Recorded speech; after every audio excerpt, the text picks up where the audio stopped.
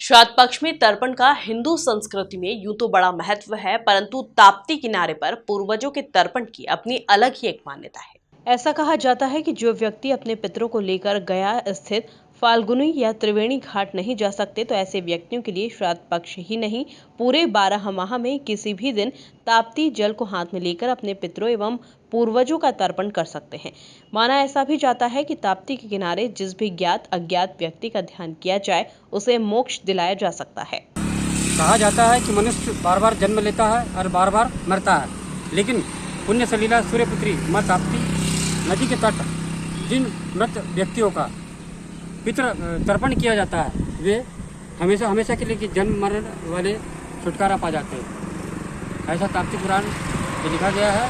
पुण्य सलीला माँ ताप्ती के तट जिन मृतक जनों का पितृ तर्पण किया जाता है, वे मोक्ष को प्राप्त होते हैं। पुण्य सलीला सूर्यपुत्री माँ ताप्ती के तट प्रति वर्ष हजारों मृत आत्माओं का पितृ तर्पण किया जाता है, जो कि दूर दूर से आकर के यहाँ पे अपने पितरों के मोक्ष की कामना के लिए पूजन करते हैं। जय माँ तापी, तापनाशिनी पतित पावनी मोक्षदायिनी सूर्यपुत्री माँ तापी सभी पापों का शमन करने वाली है।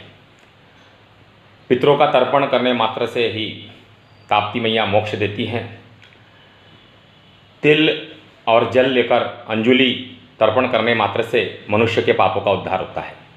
इस तापी तट पर अनेकानेक ऋषि मुनियों ने, राजाओं ने, यहाँ तक कि देव भगवानों ने भी आकर के तर्पण किया है। पहली कथा के रूप में श्री रामचंद्र जी अपने साथ लक्ष्मण सीता को लेकर ताप्ती तट पर आए थे। 12 लिंगा नामक स्थल पर उन्होंने लिंग स्थापन करके वहाँ भी तर्पण किया था। और तापी के दूसरे तट रामेश्वर, जहाँ पर गिरनार संगम है, ऐसे रामेश्वर तीर्थ पर राम ने और लक्ष्मण ने लिंग स्थापित कर राजा दशरथ का तर्पण किया था।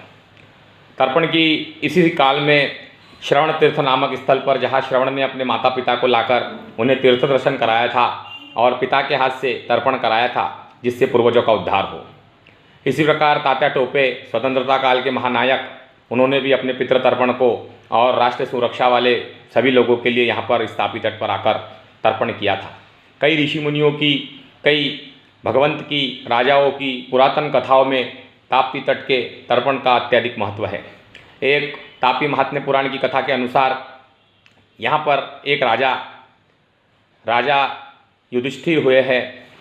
वे युधिष्ठिर ने यहाँ पर अपने कपड़े अंग वस्त्र को निचोड़ा था। उस निचोड़ने मात्र से ही उस राजा के पूर्वजों का तर्पण होकर के मोक्ष प्राप्त हुआ।